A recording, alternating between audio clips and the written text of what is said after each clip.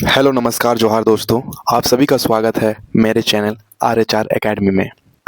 तो जैसा कि दोस्तों हम लोगों ने पिछले क्लास में दिल्ली सल्तनत को कंप्लीट किया था और अब हम लोग मुगल वंश की ओर बढ़ेंगे क्योंकि दिल्ली सल्तनत के बाद मुगल वंश आया था। ठीक है। तो बहुत दिनों से मैं क्लासेस ले नहीं पा रहा था। तो आज से हम लोग फिर से स्टार्ट करेंगे। मुगल वंश से हम लोग स्टार्ट करते हैं। आज हम लोगों का पहला क्लास चलने वाला है मुगल वंश का। तो ठीक है, हम लोग आज मुगल वंश स्टार्ट करते हैं। मुगल वंश जिसका टाइम पीरियड 1526 से 1857 ईस्वी तक था। ठीक है। आप लोगों को कुछ नहीं करना है भाई, बस लास्ट तक मुझे सुनते हुए चलना है और क्लास को जैसे मैं पढ़ा रहा हूँ आपको देखना है और सुनना है और बस साथ में आपको धीरे धीरे नोट डाउन करना है। मैं धीरे धीरे आपको बिल्कुल अच्छी तरीके से पढ़ाते जाऊँगा, आपको कहीं भी प्रॉब्लम नहीं होगी। ठीक है। तो स्टार्ट करते हैं हम लोग मुगल वंश। तो मुगल वंश के जो संस्थापक थे वो थे बाबर। आपको मैंने बताया था 21 अप्रैल 1526 में पहला पानीपत का युद्ध होता है। किसके किसके बीच? तो इब्राहिम लोदी और बाबर के बीच में। जैसे आपको मैंने बताया था इब्राहिम लोदी के पास 1,25,000 से अधिक सैनिक थे और बाबर के पास मात्र 10 से 12,000 ही सैनिक थे। लेकिन होता यह है कि बाबर जो थे वो आधुनिक तरीके से लड़ाई करते हैं और इब्राहिम लोदी जो थे वो मतलब सिर्फ तलवार भाला गदा इससे लड़ाई चल रहा था। उन दोनों के बीच में युद्ध चल रही थी। बाबर के पास तोप थी, बंदूकें थी, तो वो तोप और बंदूकें से इब्राहिम लोदी को परास्त कर देता है और दिल्ली सल्तनत का अंत कर देता है। उसके बाद मुगल वंश आता है जिसकी नींव बाबर रखता है, मोहम्मद बाबर। ठीक है। मोहम्मद बाबर का पूरा नाम था जहीरुद्दीन मोहम्मद बाबर। तो हम लोग स्टार्ट करते हैं मुगल वंश जहीरुद्दीन मोहम्मद बाबर से, जिसका टाइम पीरियड था 1526 से 1530 ईस्वी तक। 4 साल का इनका टाइम पीरियड था। ठीक है ना। तो स्टार्ट करते हैं हम लोग पढ़ रहे थे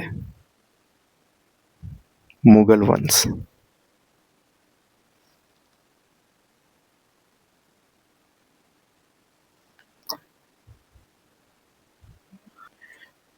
मुगल वंश का टाइम पीरियड था 1526 से 1526 ईस्वी से 1857 ईस्वी तक।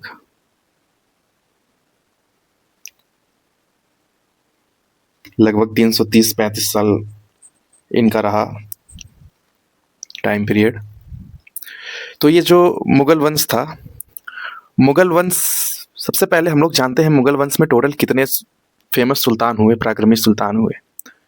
तो वैसे तो 6 मुगल वंश के फेमस सुल्तान हैं।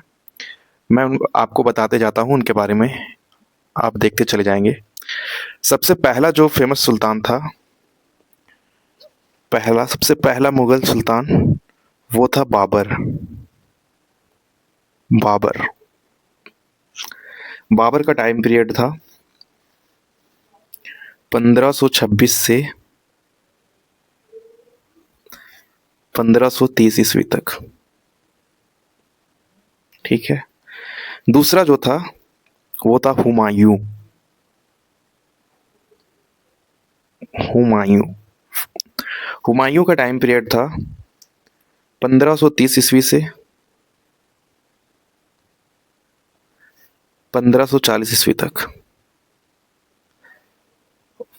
1540 में ये सुल्तान से हट जाता है। उसके बाद फिर ये सुल्तान बनता है 1555 ईस्वी में। 2 साल के लिए फिर से सुल्तान बनता है 1555 से, सॉरी 1 साल के लिए 1556 ईस्वी तक। 1 साल के लिए फिर से सुल्तान बनता है हुमायूं। तीसरा जो था वो था अकबर, द ग्रेट अकबर। अकबर का टाइम पीरियड था 1556 ईस्वी से 1605 ईस्वी तक। और चौथा जो था सुल्तान वो था जहांगीर। चौथा था जहांगीर। जहांगीर जहांगीर का टाइम पीरियड था 1605 ईस्वी से 1627 ईस्वी तक। ठीक है। और पांचवा था शाहजहां। शाहजहां।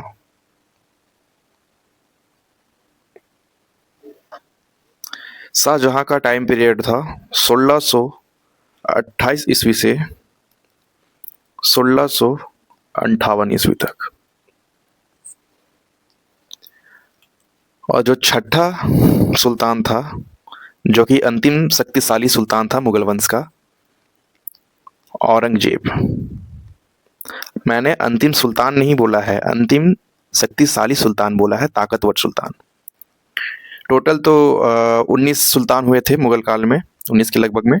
तो हम लोगों को उनके बारे में हम लोग पढ़ रहे हैं, जो ये फेमस सुल्तान थे, इसके बारे में अभी हम लोग जिक्र कर रहे हैं। पढ़ना तो सबके बारे में, लेकिन ये 6 सुल्तान मुगल वंश के सबसे पराक्रमी शक्तिशाली सुल्तान हुए थे।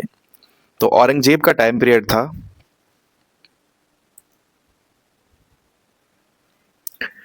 1658 ईस्वी से 1707 ईस्वी तक। ये 6 सुल्तान जो थे वो मुगल वंश के सबसे शक्तिशाली और पराक्रमी सुल्तान थे। और जो अंतिम सुल्तान था वो था बहादुर शाह जफर। जो अंतिम सुल्तान था, अंतिम सुल्तान,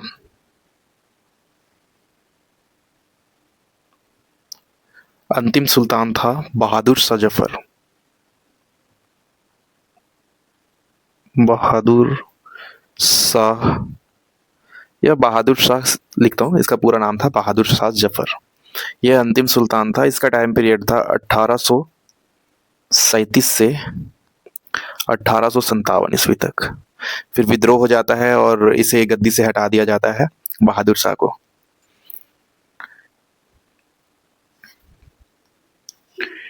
सबसे पहला बाबर, जिसका टाइम पीरियड 1526 से 1530। दूसरा है हुमायूं, जिसका टाइम पीरियड 1530 से 1540 और फिर 1555 से 1556 तक। तीसरा है अकबर, जिसका टाइम पीरियड 1556 से 1605 ईस्वी तक। चौथा है जहांगीर, 1605 से 1627 ईस्वी।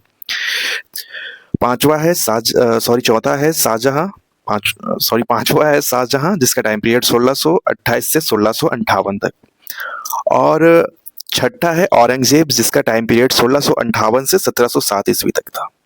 और जो अंतिम सुल्तान था मुगल काल का, वो था बहादुर शाह जफर, या बहादुर शाह द्वितीय भी बोला जाता था इसे। इसका टाइम पीरियड था 1837 ईस्वी से 1857 ईस्वी तक। ये 7 नाम आपको याद रखना है। तो अगर आप ऐसे याद नहीं कर पा रहे हो तो मैं इनका नाम आपको शॉर्ट तरीके से याद करवाने में मदद कर सकता हूँ। जैसे एक शॉर्ट तरीका है इनके नामों को याद करने का, वो है, मैं भी आपको बताता हूँ। शॉर्ट तरीके से इनके नामों को याद करने का मैं आपको बता रहा हूँ शॉर्ट ट्रिक। आप भाज सब लिख लो, भाज सब। ये भाज सब इनका शॉर्ट तरीका, बहुत बढ़िया तरीका, आपको इनका नाम याद रखने में बहुत मदद करेगा ये। बी से हो गया बाबर, बाबर। एच से हो गया हुमायूं, हुमायूं। ए से हो गया अकबर, जे से हो गया जहांगीर,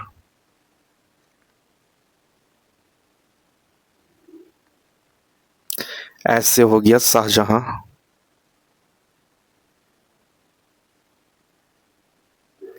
ए से हो गया औरंगजेब,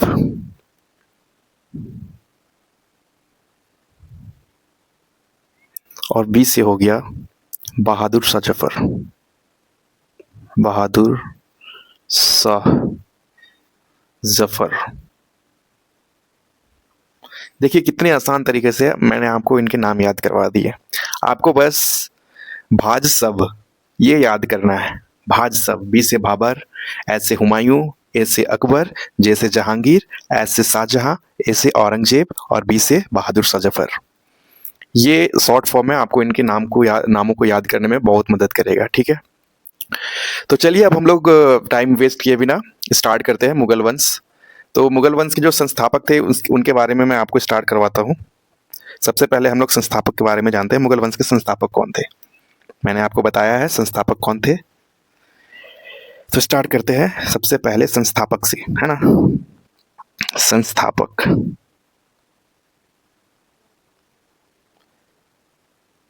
संस्थापक संस्थापक थे मुगल वंश के बाबर। बाबर, इनका पूरा नाम था जहीरुद्दीन मोहम्मद बाबर। जहीरुद्दीन मोहम्मद बाबर।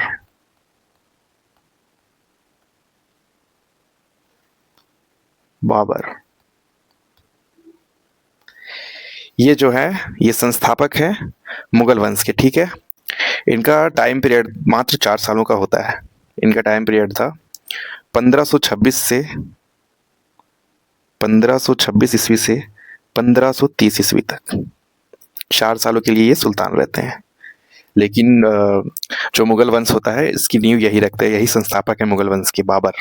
जहीरुद्दीन मोहम्मद बाबर मुगल वंश के संस्थापक है, ठीक है। आपको कुछ की फीचर्स याद रखना है इनके बारे में।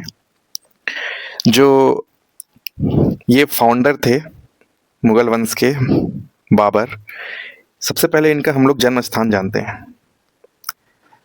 इनका जन्म कहाँ पर हुआ? इनका जन्म इनका जन्म जो हुआ था वो 14 फरवरी 1403 ईस्वी में हुआ था। 14 फरवरी 1403 ईस्वी में। कहाँ पर हुआ था? फरगना में। फरगना, ये फरगना कहाँ है? तो उज़्बेकिस्तान में। उज़्बेकिस्तान, उज़्बेकिस्तान के फरगना में 14 फरवरी 1403 ईस्वी में जहीरुद्दीन मोहम्मद बाबर का जन्म होता है। और इनके पिता का नाम था इनके पिता का नाम था इनके जो पिता थे उनका नाम था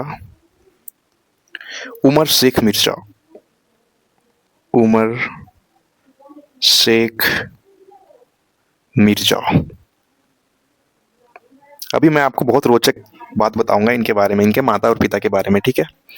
इनके पिताजी का नाम था उमर शेख मिर्जा और इनकी जो माँ थी उनका नाम था कुतलुग निगार बेगम। जो माँ थी उसका नाम था कुतलुग कुतलुग निगार बेगम। निगार बेगम। अब देखिए, ये बाबर जो था वो कोई छोटा मोटा इंसान नहीं था। इसके रगों में 2 शाही परिवारों का खून दौड़ रहा था। वो कैसे, मैं आपको बताता हूँ। जो इसके पिता थे उमर शेख मिर्जा, वो जो तुर्की के शासक थे तैमूर, उनका ये 5वां वंशज। ये तैमूर के 5वें वंशज, मतलब तैमूर का खून भी था इसके अंदर। और जो इसकी माँ थी वो चंगेज खां की तरफ से थी।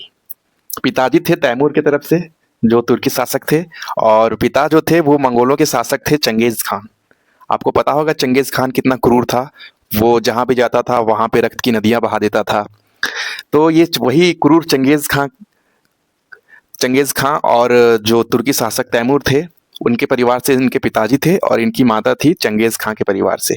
और दोनों का शाही खून मोहम्मद जहीरुद्दीन मोहम्मद बाबर के अंदर बह रहा था। इनकी जो माँ थी वो 5वां वंशज थी तैमूर की। 5वां वंशज थी। 5वां वंशज तैमूर की। तैमूर कौन था? तो तैमूर था तुर्की का शासक। ये था तुर्की का शासक। तुर्की का महान शासक था ये, है ना। सॉरी, इसके पिताजी, मैं गलत बोल दिया। इसके पिताजी जो थे वो 5वां वंशज थे, उमर शेख मिर्जा। तैमूर तो जो कि तुर्की शासक था उसके ये 5वां वंशज थे, ठीक है। और इनकी जो माँ थी, माँ, वो 14वां वंशज थी चंगेज खां की। ये 14वां वंशज की थी चंगेज खां की। चंगेज खां चंगेज खां। चंगेज खां, वही चंगेज खां जो खून की नदियां बहाया करता था। चंगेज खां कहाँ का शासक था? तो ये मंगोल का शासक था। मंगोल शासक था, मंगोल का। ठीक है, तो सोचिए, ये दोनों महान शासकों का जो शाही रक्त था वो जहीरुद्दीन मोहम्मद बाबर के शरीर में दौड़ रहा था। सोचो कि कितना प्रभाव होगा इसके अंदर। इन दोनों शाही परिवार से ये ताल्लुकात रखते थे। अब समय आता है 1494 ईस्वी का। 1494 ईस्वी में हम लोग आते हैं। 1494 ईस्वी में होता यह है कि जो बाबर थे उनको मात्र 11 साल में शासक बना दिया जाता है। कहाँ का? तो फरगना का, जहाँ उज्बेकिस्तान में जहाँ इनका जन्म हुआ था, वहां पे इनको मात्र 11 वर्ष में शासक वहां का बना दिया जाता है। 11 वर्ष की उम्र में, 11 वर्ष की उम्र में ये फरगना का शासक बना। ये फरगना का शासक बन गया।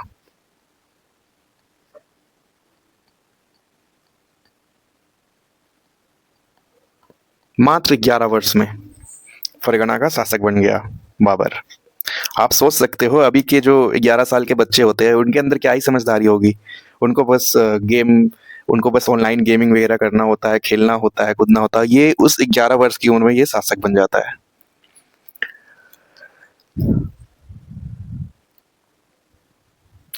और 1494 से 1502 ईस्वी के बीच में इसने समरकंद में शासन किया था।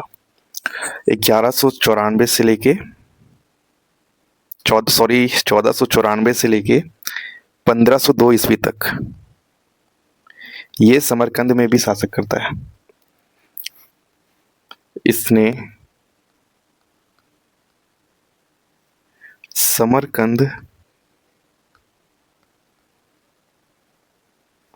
समरकंद में शासन किया।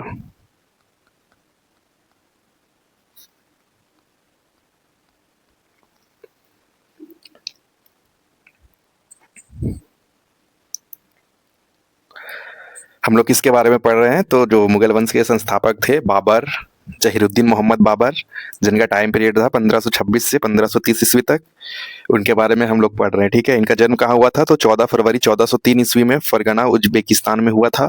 इनके पिताजी का नाम था उमर शेख मिर्जा, जो कि 5वें वंशज के थे, तैमूर वंश के। और इनके माँ का नाम था कुतलुग निगार बेगम, जो कि 14वां वंशज थी चंगेज खान की। ठीक है,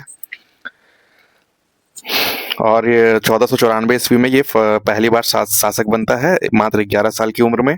और 1494 ईस्वी से 1502 ईस्वी तक ये समरकंद का शासक रहता है। ये समरकंद में शासन करता है ना।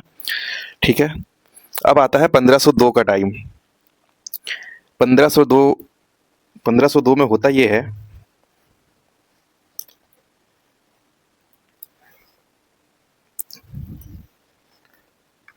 1502 ईस्वी का टाइम आया है। अब ये 1502 ईस्वी में एक युद्ध होता है, बैटल ऑफ शेरे पुल, जिसका नाम था बैटल ऑफ शेर ए पुल। ये बैटल होता है बाबर और सैवानी खां के बीच में। सैवानी खां के बीच में,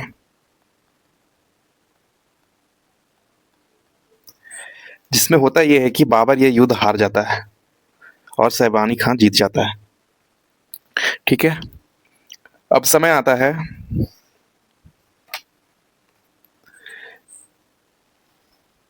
1504 ईस्वी का। 1504 ईस्वी में होता यह है कि काबुल और कांधार पर ये फिर से, जब सैबानी खान से हार जाता है तो इसे भागना पड़ता है। उसके बाद फिर ये 2 साल के बाद फिर प्रिपेयर होकर आता है और 1504 ईस्वी में ये काबुल और कांधार पर कब्जा कर लेता है, अधिकार कर लेता है।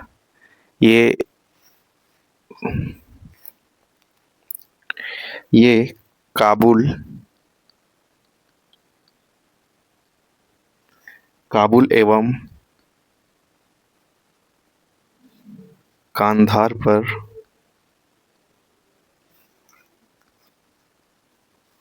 अधिकार कर लेता है। अधिकार किया, ठीक है। 1504 ईस्वी में ये काबुल पर अधिकार कर लेता है और 1507 ईस्वी में ये बादशाह की उपाधि लेता है, ठीक है। 1507 ईस्वी में ये बादशाह की उपाधि लेता है। बाबर ने उपाधि ली, बाबर ने उपाधि ली, उपाधि ली। किसकी उपाधि ली? तो बादशाह की, बादशाह, बादशाह की उपाधि लेता है 1507 ईस्वी में। अब समय आता है, सब कुछ ठीक ठाक चल रहा होता है, धीरे धीरे समय गुजरता जाता है और समय आता है 1526 ईस्वी का। समय आता है 21 अप्रैल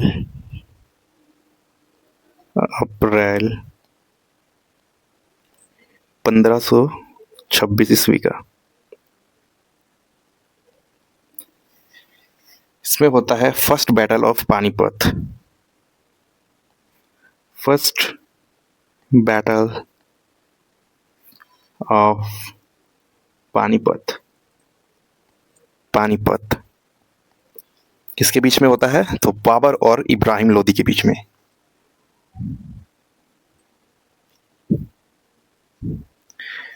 बाबर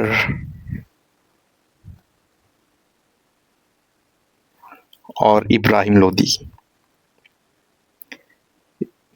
इब्राहिम लोदी जो पूरे हिंदुस्तान पर कब्जा कर रहा होता है, जो कि दिल्ली सल्तनत का होता है, और इसके पास बहुत बड़ी सेना होती है। लेकिन पहली बार ये पानीपत का युद्ध होता है इसके बीच में, और बाबर और इब्राहिम लोदी के बीच में, जिसमें बाबर जीत जाता है मात्र 10 से 12 हज़ार सैनिकों को लेकर, ठीक है। और इब्राहिम लोदी की बड़ी सैन्य संगठन को ये चकनाचूर कर देता है, पूरा तबाही मचा देता है, और इब्राहिम लोदी को हराकर ये पूरे हिंदुस्तान का सुल्तान बनता है। तो आज के लिए हम लोग इतना ही रहने देते हैं। फिर बाबर के बारे में, जहाँ से आज हम लोगों ने छोड़ा वहाँ से स्टार्ट करेंगे, क्योंकि बाबर के बारे में हम लोगों को काफ़ी कुछ पढ़ना है, डिटेल से धीरे धीरे पढ़ते जाना है। तो अगर मैं अभी आपको पूरी पढ़ा दूँ तो क्लास बहुत लंबी हो जाएगी, जो कि मैं नहीं चाहता हूँ, क्योंकि मैं चाहता हूँ छोटे छोटे वीडियोज़ में करके मैं आपको धीरे धीरे पूरा मुगल वंश कंप्लीट करवा दूँ। तो मैं ज़्यादा लंबा क्लास को करना नहीं चाहता, इसलिए आज के लिए इतना ही रहने देते हैं। ध्यान रखिएगा अपना। आज के लिए अलविदा, मिलते हैं अगले क्लास में।